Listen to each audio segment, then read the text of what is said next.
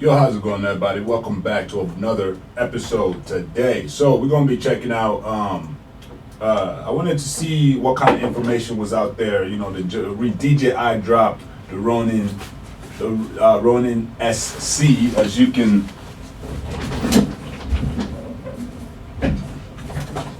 see. So I don't own the Ronin-SC, but I do own the Ronin-S. And mine is fiddly right now because I haven't. I currently only use it with the Blackmagic Pocket Cinema setup, and I don't have my lens on there just yet. But this thing is a beast, bro. This is a very crazy. It's my favorite setup, but I think I might eventually, invest into the. I use the word invest a lot because when it comes to this stuff, that's what I'll see them as. I might get the one in SC for the EOS R, and the reason is because I don't like to disconnect this guy because I have it set up perfectly for this setup, for this camera, So I think I might. Yeah, this gonna be. Let me see. Nah, I'm gonna just screenshot it later. Yeah, this is gonna be for the thumbnail right there. Alright, yo, let's watch this, man. So I wanted to see what was up with this Ronin-SC. It's supposed to be a smaller version of the Ronin-S. So let me let Peter Walbrook talk his talk, and I will just listen and rebuttal. We are taking a look at the brand new DJI Ronin-SC. DJI was kind enough to send us out this new gimbal to test out and review. DJI, y'all gotta send me out some copies, man. I need to start doing these reviews too. Now, let me know. Glance, Stop capping, almost man. identical to Stop its the big cap. brother, the Ronin-S. Basically, it's Wow, just a that lot is a smaller lot and a lot smaller. lighter Wow. to accommodate some of the newer, smaller mirrorless cameras. But they did also pack this gimbal full of a ton of new features that we honestly didn't expect. So in this video, I'll be going over some of those features to help you decide if this is a good fit for you and your current setup and how it compares to the original Ronin-S. Now, as far as design goes, this gimbal. All I'm saying is any features that they add on this guy, if it's not yet on the Ronin-S, it will come. That just doesn't make any sense to make that specially uniquely different in its own way, unless they plan on releasing another Ronin-S version 2. These companies, bro. Mirrorless cameras like the Canon EOS R, the Sony A7 series, the Nikon Z series, and so on. So keep that in mind before picking one of these up, because the max payload capacity for the Ronin-SC is 2 kilograms or 4.5. So 4.5 pounds. So you got to basically use that with a very, very light setup. So kind of like what I have for the EOS R, which I don't have it here with me right now. Yeah, that's very interesting. So you gotta really watch your weight capacity. The Ronin is heavy, but the Ronin-S is heavy, but it's not that heavy to where it would stop me from buying another one, especially at the price point. So I'm really curious to see what the price is for this guy. I would like to try it though. I think it'll be a perfect addition for the EOS R setup. Ronin-S is almost double at 3.6 kilograms or 8 pounds. And a few minor cons that I want to get out of the way have to do with this smaller form factor. If you plan on sticking with a small mirrorless camera, as well as relatively small lenses, you should have no problem using this gimbal. But while testing, I noticed that a majority of my lenses wouldn't actually be able to work with this setup, simply because they cause my camera setup to be too front heavy, making it a lot more difficult to balance. So I think that some people may end up outgrowing this system pretty quickly, and in that case, the larger Ronin-S may be a better option. Yeah. As for the overall design and build quality on the Ronin-SC, it's nearly identical to the Ronin-S. I can see that. A bit more plastic being used, probably just to make it lighter, but it still feels high quality and sturdy like the Ronin-S, so there's really not much drawback there. And the SC comes in weighing at only 2.4 pounds compared to 4.7 pounds on the S, so about half as light when filming with. That's crazy. So it's kind of like the Weibo. I know people are going to be doing a bunch of comparisons and stuff like that. Very The interesting. 1DX on the Ronin-S, my arms usually get exhausted after a full day of filming, but I was pleasantly surprised with how light this feels. It almost feels like a toy in my hand compared to this guy, and just makes filming all day long a lot easier. So that was kind of the main purpose, I think, for them making the smaller version, is allowing people maybe who aren't as strong or who don't want to have to carry that much weight around all day, giving them a smaller, lighter option. I hope you guys are happy, because a lot of you guys were definitely complaining. You know, so many people, oh, it's heavy, oh, it's heavy, oh, it's heavy. You know what I mean? This is for you. Succeeded at that, making this much lighter. As far as battery life goes, the SC has 11-hour battery life versus 12-hour. What the hell? How did they manage to make it smaller and still give it that battery life? Is the grip the same? Because if that's the case, I would like to buy that and use it on the Ronin-S as well as a secondary battery option. Because the way I have my Blackmagic set up right, the Ronin-S is like the battery brain, so I don't really need a battery brick. Because everything is powered, my Blackmagic, my monitor, everything, the mic, it's all powered by the Ronin-S using the connection adapters.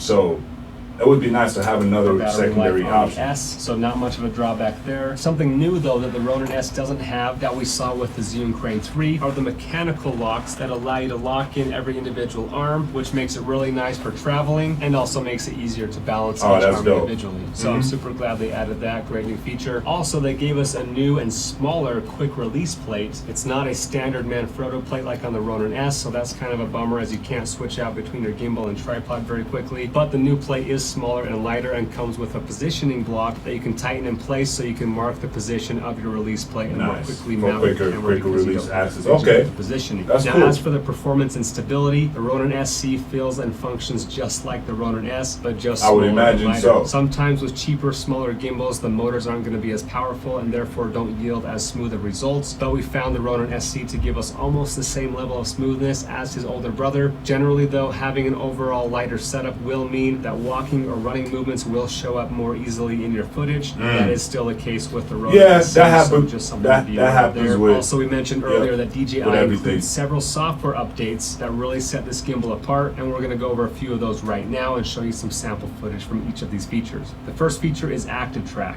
This is the newest and possibly our favorite feature that DJI has included in the Ronin-SC is Active Track 3.0. Just like we've seen in DJI's newest drones like the Mavic Pro 2, this technology is now available for your gimbal. How do you access these it auto though? features and usually don't recommend them, and I'd still be careful to trust an auto tracking system in every situation, but I was actually amazed at how well this one performed. Included in the box is a phone mount with a hot shoe connection, so you can attach your phone to the top of the camera, launch the Ronin app, hit create, and then Active Track. And by using the camera on your phone, you can actually select any object in the frame, and your gimbal will keep it directly in the center, so you don't have to worry about the So you can actually use the Active Track as a monitor in a way. In the specific part of the frame. That's and crazy. Remember your selection and keep it there, so you can also do a rule of thirds framing as well as a center framing. We tested this feature out in a few different scenarios and it honestly worked very well, so I could actually see myself using this professional in certain situations, but as we'll show in a future test, I still think that learning how to manually steer your gimbal is going to be a better,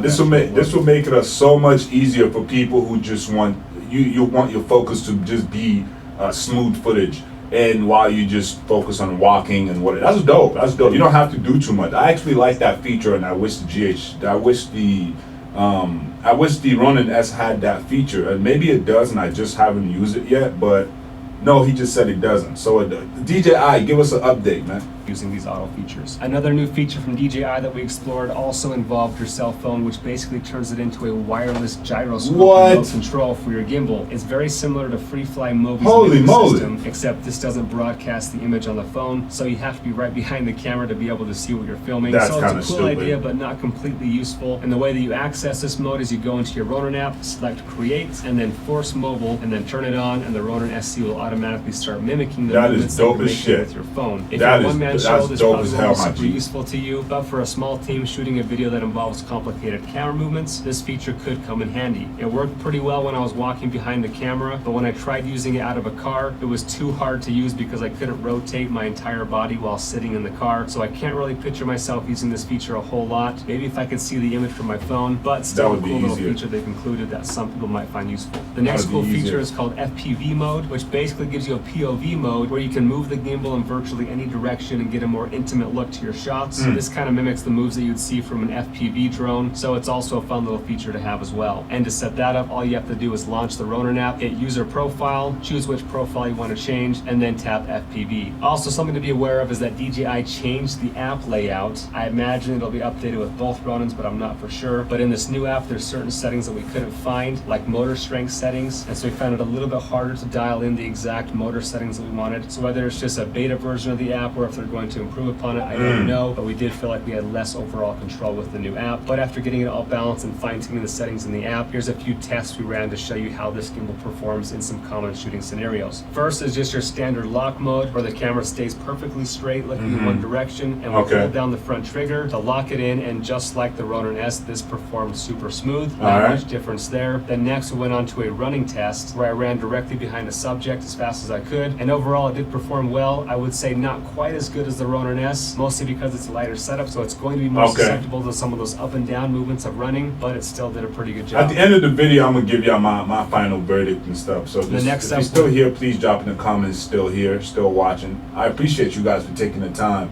I will be doing my own tests and stuff when I get it in. All right. Yeah. This is the low mode or underslung mode, and just like the Ronin-S, all you have to do is hold the trigger and then sling your camera under until it gets into the low mode. And again, I'd say this did just as well as the Ronin-S. Next, we tried out the parallax shot. This is where we orbit around a subject, and again, I thought this was super smooth, although this does take some motor setting adjustments and a bit of practice to get it down perfectly. But if you aren't very practiced, you can now use that Active Track 3.0 like we showed you earlier, and literally turn the handle in any direction you want, and it will always keep your subject in the center. So again, this is probably the biggest standout feature of this gimbal, is that it makes it super beginner friendly to have that active track in. To start, it's a little bit 3-axis gimbals. Let's not repeat you. Just as well. You just said. On sports mode, and it almost did, but we tried all kinds of different settings and couldn't quite get it as good as the Ronin-S. As you can see by this example, it does a great job. It was just a little bit harder to control. And to activate sports mode, you can hold down the M button until the indicator light turns yellow, or press and hold the M button and then double tap the front trigger to lock it in place. So there you have a quick look at the all-new Ronin-SC. My overall thoughts, I think it's a great new gimbal that I would highly recommend to anyone with a smaller setup. But again, the biggest con is simply that it can't hold as much weight, which means I personally wouldn't have much use for it because I don't own very many setups that are this small. I feel it. Even recently picked up a Canon EOS R. Okay, tell me about it, because I got the same setup. Tell me what you think. What do you? That only weighs about 1.5 pounds, and with a lens that weighs about 1.5 pounds as well, which is under the weight capacity limit of 4.5 pounds. It was super front heavy, so you have to slide the camera all the way to the back, which bumps it into the back motor, which will ruin your footage. I wanted to give that a try. I was gonna say that was gonna be the proper setup. So I would basically have to use a prime lens or something smaller. I don't know which one you have there though. Is that the 35F, or I'll probably have to get the 35 RF lens, because I can get those right now for $250 through my job, through Canon. Shout out Canon. Would that be a better combination?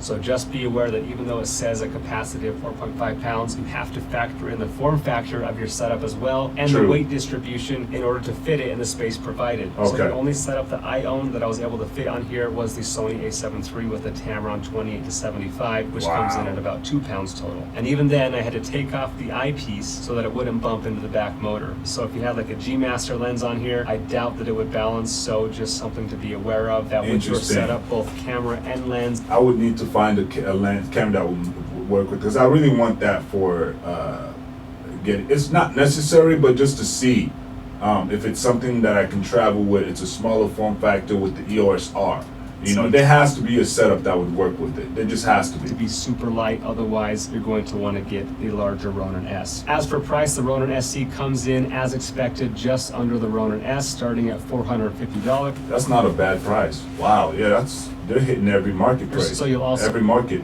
You'll budget. save some cash by going with the smaller version as Yeah. well. But that's it for my thoughts, guys. Links are in the description. Where So you guys, you've heard it. That's the Ronin-SC. I think it's a great gimbal for people who are, you know, I think, in my opinion, starting out and just want to be able to get those smooth footage. Maybe you don't have the extra budget to get into the Ronin-S, the bigger brother. But honestly, you know what I'm saying? I think that's the one you should go with, because obviously from what I've seen, the benefits are better.